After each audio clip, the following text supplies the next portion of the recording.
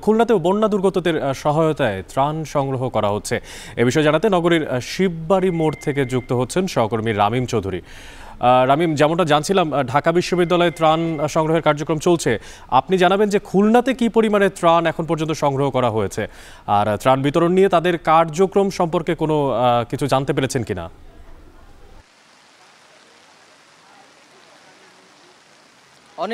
গত কয়েকদিন ধরেই কিন্তু খুলনা বিভিন্ন বিশ্ববিদ্যালয় বা কলেজের যে শিক্ষার্থীরা রয়েছে তারা কিন্তু গণত্রাণ যে সংগ্রহের যে কর্মসূচি সেটি কিন্তু তারা করছেন। আজকেও গণত্রাণ যে সংগ্রহের কার্যক্রম কিন্তু সকাল থেকেই শুরু হয়েছে। আমরা দেখেছি যে খুলনা বিশ্ববিদ্যালয় থেকে শুরু করে খুলনার যে গুরুত্বপূর্ণ যে মোড়গুলো রয়েছে প্রত্যেকটা মোড়ে কিন্তু বুথ করা হয়েছে এবং এক একটি বুথে কিন্তু সাধারণ মানুষরা আসছেন এবং তারা এসে তারা যে যা পারছেন তাই কিন্তু দিচ্ছেন বন্যায় ক্ষতিগ্রস্ত মানুষের সাহায্যের জন্য। এখানে আমরা যতদূর জানতে পেরেছি যে গতকাল পর্যন্ত খুলনা বিশ্ববিদ্যালয়ের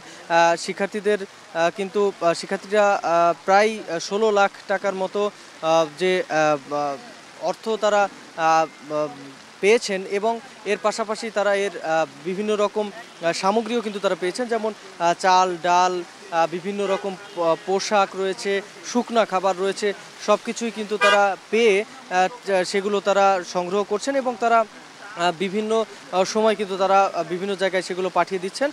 গত পরশুদিন কিন্তু খুলনা বিশ্ববিদ্যালয় থেকে একটি টিম তারা গিয়েছে ফেনীতে এবং এছাড়াও কুমিল্লা, লক্ষ্মীপুর সহ বিভিন্ন জায়গাতে কিন্তু খুলনা বিশ্ববিদ্যালয় সহ বিভিন্ন রকম স্বেচ্ছাসেবী সংগঠনের যারা সদস্যরা রয়েছেন তারা কিন্তু সেখানে আছেন এবং এখানে যেসব গণত্রাণ সংগ্রহ করা হচ্ছে সেই ত্রাণটা কিন্তু পরবর্তীতে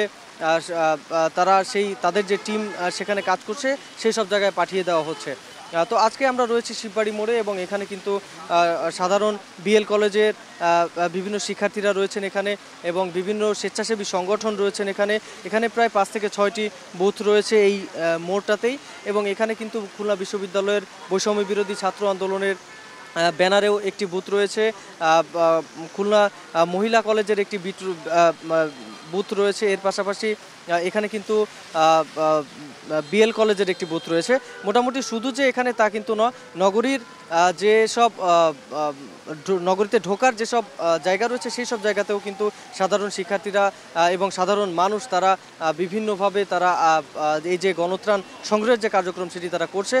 তো এই ছিল আমার কাছে খুলনা থেকে গণত্রাণ সংগ্রহের কার্যক্রমের সর্বশেষ খবর।